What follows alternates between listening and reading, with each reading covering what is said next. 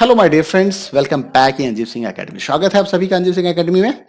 और जैसा कि कल मैंने आपको बताया था कि एक्सटेंशंस अपडेट नहीं हो पाया, और मैंने कहा था कि हमारे पास सर्कुलर है, दोनों तरह के सर्कुलर हैं। सीबीएसई ने 30 तारीख की डेट में एक सर्कुलर डाल दिया था कि भाई नो एक्सटेंशन पॉलिसी रहेगी, एक्सटेंड नहीं होगी 11th की मार्क्स एंट्री।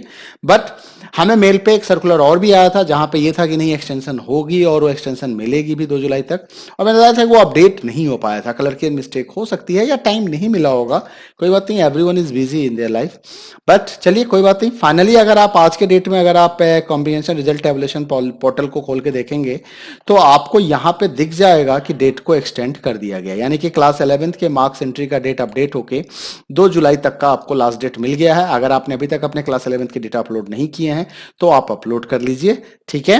उसके बाद आपके पास क्लास 12th के मार्क्स एंट्री के भी डेट आ गए हैं। क्लास 12th मार्क्स एंट्री का डेट आप यहां पे देख सकते हैं, जो 5 जुलाई 2021 तक आपको देखने को मिलेगा, मतलब आप तब तक अपडेट कर सकते हैं।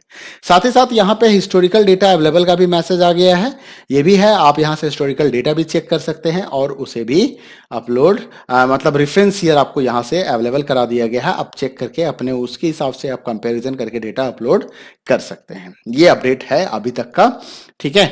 लेकिन अब एक टेक्निकल प्रॉब्लम आई है अभी हिस्टोरिकल डेटा के साथ। जैसा कि दिन में देखा गया था, दिन के करीबन 12 बजे के आसपास चेक किया गया था, तो उस टाइम ये देखा गया कि हिस्टोरिकल डेटा अवेलेबल है।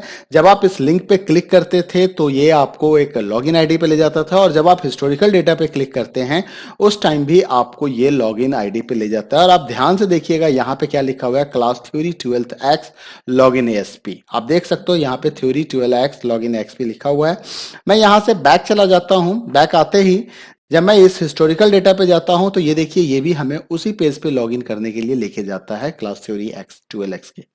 तो जब आप यहां पे लॉगिन करेंगे, दोनों ही केस में आपको लॉगिन करना है।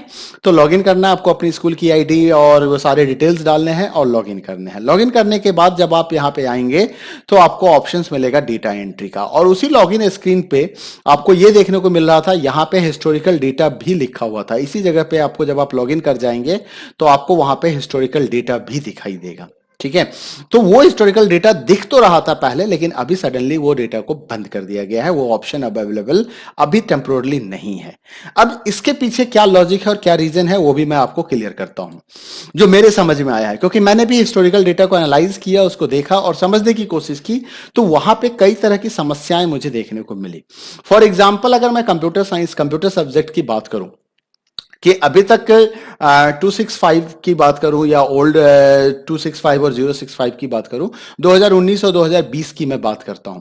तो मान लीजिए आपके स्कूल में 2020 में 265 एग्जाम दिया था बच्चों ने ओल्ड सिलेबस के साथ, और 2019 में 065 दिया था ओल्ड, वो सिलेबस ही वही था उस टाइम सिलेबस ही वही था, और 2020 में आपने 265 का पेपर दिया। तो जो वहां पे एग्जाम हुआ था 065 और 265 दोनों सेम सिलेबस था, तो वो अलग अलग कैटेगरी में दिखाए जा रहे थे, जो कि एक प्रॉब्लम थी। दूसरा था वहां पे जब रेंज की बात कर रहे हैं, जहां पे परसेंटेज दिया गया था, परसेंटेज बताया गया था कि ये परसेंटेज 33% से कम में क्या है और 33 से अबव में क्या आएंगे, 74 से इस रेंज में क्या आएंगे, 95 से 100 के रेंज में क्या आएंगे।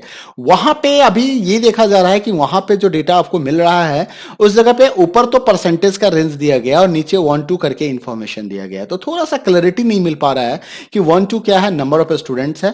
अगर वो नंबर ऑफ स्टूडेंट्स है तो जो मैंने एनालाइज किया और जो मैं उस डेटा को मैच करके देख पा रहा हूं, उसमें मुझे ये देखने को मिल रहा है कि वो जो नंबर ऑफ स्टूडेंट्स वहां दिखाए जा रहे हैं और जो टोटल नंबर ऑफ स्टूडेंट्स हमारे स्कूल से अपीयर हुए या आपके स्कूल से अपीयर हुए, वो मैच नहीं कर रहा है। तो वहां भी कहीं ना कोई समस्या देखने को मिल रही है। तो डेटा मैच नहीं हो रहा है, strength, number of students match नहीं कर पा रहे हैं, तो वहां भी लग रहा है कि कुछ ना कुछ तो समस्या है। तो शायद इसी कारण से हो सकता है इसी कारण से सीबीएसई ने अभी आपको हिस्टोरिकल डेटा वाला जो ऑप्शंस है वो आपका ऑप्शंस यहां से हटा दिया गया है, इसीलिए आपको वो ऑप्शन देखने को नहीं मिल पा रहा है। आप लॉगिन करके देखिए, अगर किसी ने आज दिन में लॉगिन किया होगा तो उन सभी को हिस्टोरिकल डेटा देखने को मिला होगा, लेकिन अभी आप चेक करोगे तो आपको वहां पे हिस्टोरिकल डेटा का ऑप्शन नहीं दिखाई दे रहा है। कोई बात नहीं, इंतजार कर लीजिए, आपको हिस्टोरिकल डेटा भी मिल जाएगा। अब आती है बात 12th की मार्क्स एंट्री की, तो आपको 12th के मार्क्स एंट्री करने हैं। अब आप यहां पे मार्क्स एंट्री कर सकते चाहते हैं। अब मार्क्स एंट्री करते समय अगर आपके पास हिस्टोरिकल डेटा मिल जाता है तो आप उसके बेसिस पे कर लीजिए, उसको देख के कर लीजिए। आप अपने इंटरनल लेवल पे अगर कोई मॉडरेशन करके एंट्री करना चाहते हैं तो उसके हिसाब से भी आप कर सकते हैं।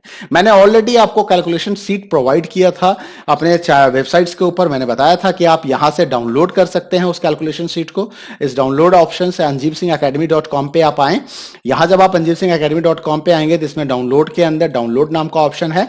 इस डाउनलोड ऑप्शंस पे आएंगे तो यहां पे डाउनलोड क्लास 12 रिजल्ट कैलकुलेटर का ऑप्शन आपको दिख रहा है और यहां पे result calculator for commerce and humanities depart के लिए है।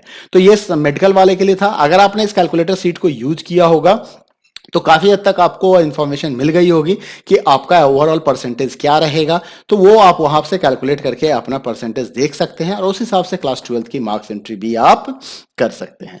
तो आज के लिए इतना ही। अगले वीडियो में मिलते हैं कुछ नए इंफॉर्मेशन के साथ।